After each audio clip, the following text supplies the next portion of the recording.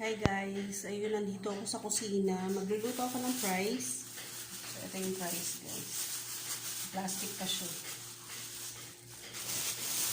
Ito yung fries. Ayan, binili ko siya sa palengke.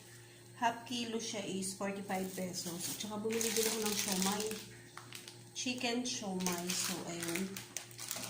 Sabi ko kakainin namin ngayon ni Heart kasi wala akong pasalubong sa kanya. So, parang magmumukbang kami dalawa ngayon. So, ayun guys. Tapos, init na yung mantika ko. So, ayun guys, nakasalang. Dito yung aking siomay and then dito yung aking fries. So, ayun guys. Luto na natin para bongacious. Baka makatulog si Heart. Gabi na po kasi ngayon.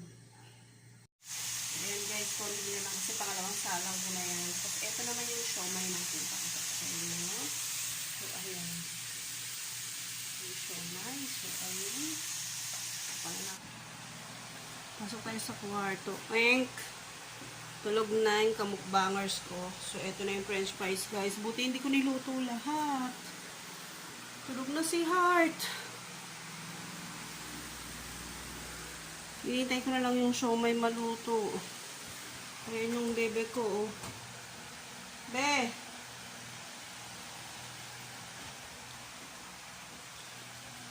Ay! Tulog na yung kamukbang ko. Dito yung cellphone. Sus Maria Josep. Sabi ko naman hintayin niya kasi nga magmumukbang kaming dalawa. Excited pa nga kanina.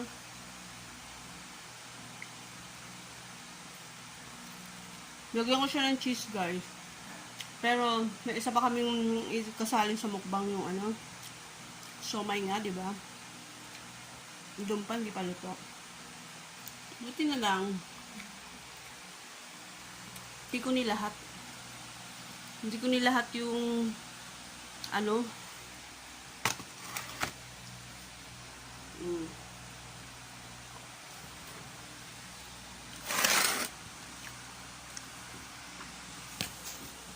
Hinihintay ko pang maluto yung guys. Yung siomay. Ubos ko to. Tulog si Heart.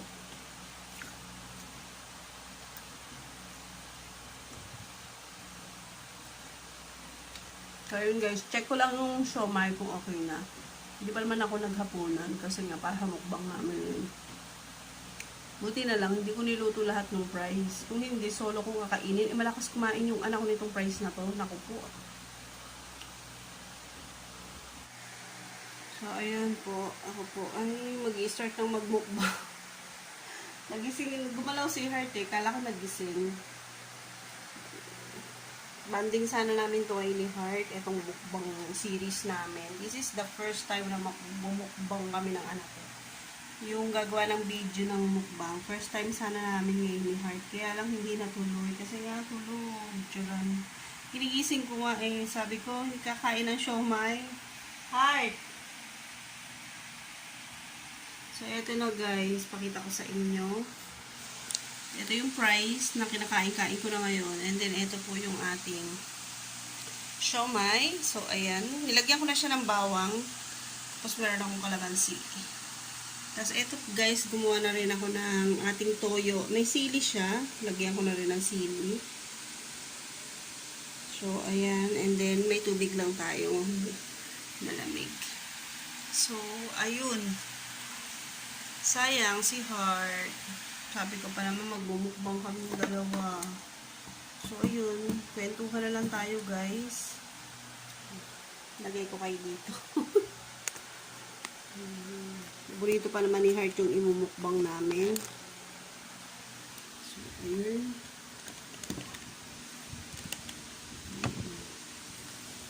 Burrito pa naman ang anak ko yung imumukbang natin, guys. So, paano ba tayo ito magmumukbang?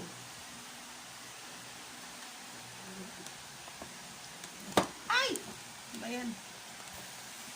Ano ba yan? So, ayun. Umpisahan na natin lumapang. So, lagyan ko ng kalamansi yung sausawan ko, guys.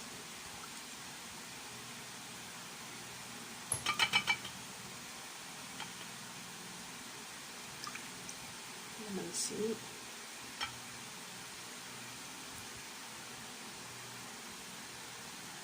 Ayun, alam ko na kung anong kulang. Tinidor. My goodness. Ang layo pa naman pupunta sa baba. Tamad na po kung bumabas. Paano to? Kakamayin ko na lang to. Ito yung mukbang na kamaya na lang. So, ayun.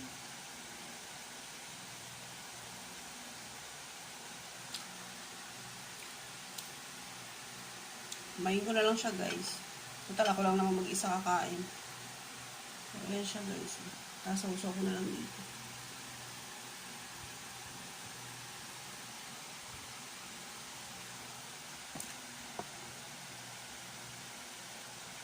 Masarap pa.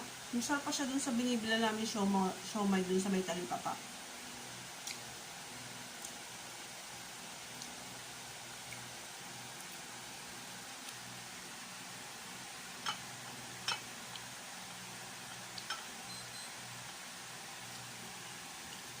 Ay.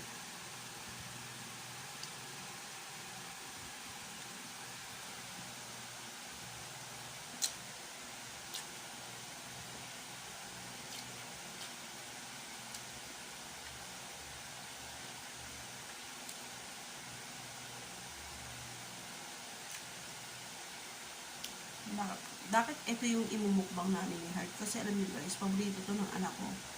Yung french fries, at saka itong siomay.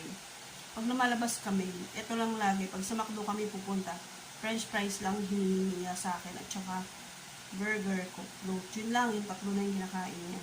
Pero pag nasa highway kami, nasa palengke, ito namang siomay yung gusto niya. Nakaka-anim na piraso yun.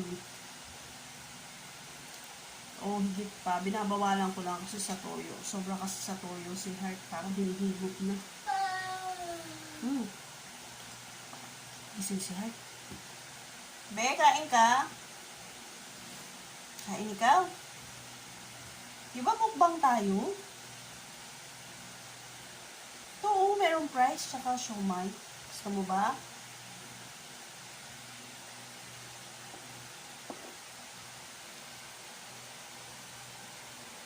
Sabi lang niya sa akin. Tapos pumikit.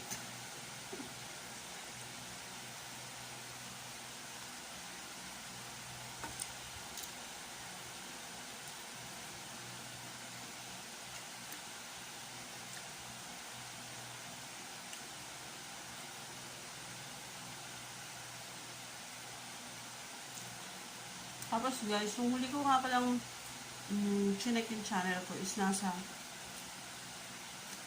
670 na siya. Sobra akong natutuwa dahil kahit pa paano po, umabot tayo sa ganun. Umabot ako sa ganun, I mean. Umabot ako sa 670. And then, kahit pa paano naman po, ilang kembot na lang yun, 1,000 subscriber na ako. Sa totoo lang guys, gusto ko talagang ma-monetize yung ano ko, yung channel ko. Gusto ko talaga siyang ma-monetize. Tapos ano, yun, basta gusto ko talagang ma-monetize yung channel ko. Kaya lang hindi mo naman pwedeng i-please yung mga tao na pilitin talaga sila na mag-subscribe sa'yo. Lalo na kung ayaw naman nila yung channel ko.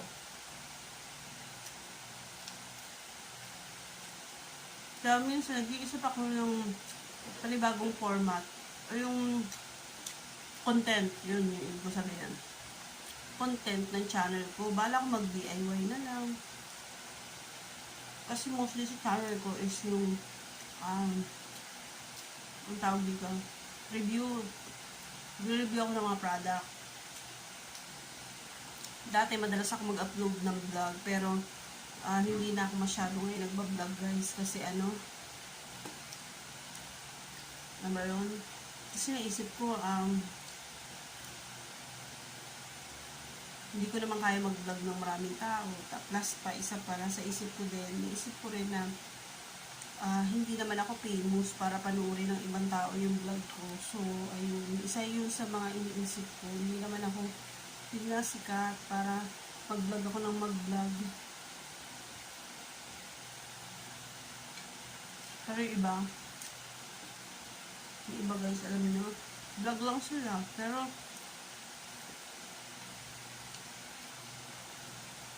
ano, nakukumpleto nila yung requirements ni YouTube. Ako hindi ko makumpleto. Siguro nga, sabi nga nung ibang YouTuber, di ba kailangan consistent kang mag-upload ng video mo. So medyo doon ako hindi talaga ako tuloy-tuloy. Sa loob ng isang buwan, maswerte na makapag-upload ako ng 4 na video. Pero kadalasan nga 3, 2. So yun, basta maswerte na kung 4.